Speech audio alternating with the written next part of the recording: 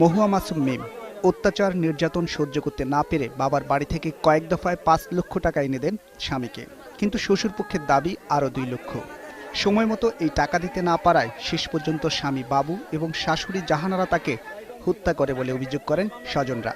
গলায় টিপি দিয়ে মারছে, আর এরা বলছে ফাঁসি দিছেন। না বাবা, ওর গলায় টিপি দিয়ে মারছে। মারার পরে ওর মা ওকে লাশ গুম করার জন্য এমন জায়গায় নিয়ে গেছে যে আমরা খবরটা বন্ধ, যে আমরা মেয়ের গার্জিয়ান কোনো কেউ খবরটা না, আমরা উড়ালতো খবর পাইছি। আমার বোনটার কিভাবে মারছে ওরা, আমরা কিছু চাই না, আমরা ফাঁসি চাই। ওর গেল ১৬ই ডিসেম্বর পরিবারের সদস্যদের জানানো হয় মিম অসুস্থ হয়ে হাসপাতালে, কিন্তু তাকে দেখতে গেলে মিমের মাকে মারধর করে বের করে দেয়া হয়। ২ দিন মিমের মৃতদেহ আইসিইউতে রেখে দেওয়ারও অভিযোগ তাদের। আমার একটু দেখতে দেন, মাইরা আমার রেখে দিচ্ছে, আমার কেরোসিন তেল দিয়ে জ্বালিয়ে দিবার চাইছে, আমার মেয়ের বিচার চাই।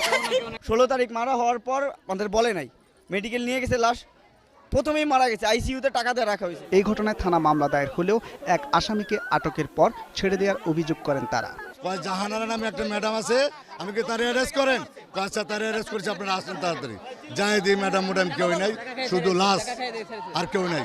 দারোগারে পাইছি, দারোগারে বলছি, দারোগা কোথায় দিয়ে গেছে আমি জানি না। তবে পুলিশ এই অভিযোগ অস্বীকার করে বলেছে তদন্ত করে ব্যবস্থা নেওয়া হবে।